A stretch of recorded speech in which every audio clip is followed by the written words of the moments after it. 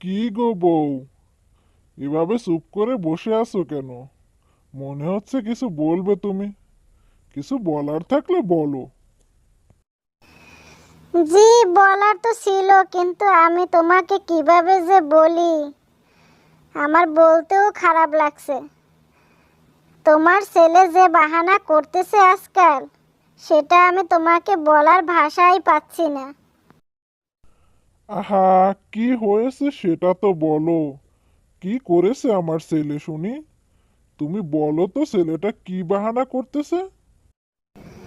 আজ কতদিন ধরে ছেলেটা শুধু বড় মাছের বায়না ধরতেছে।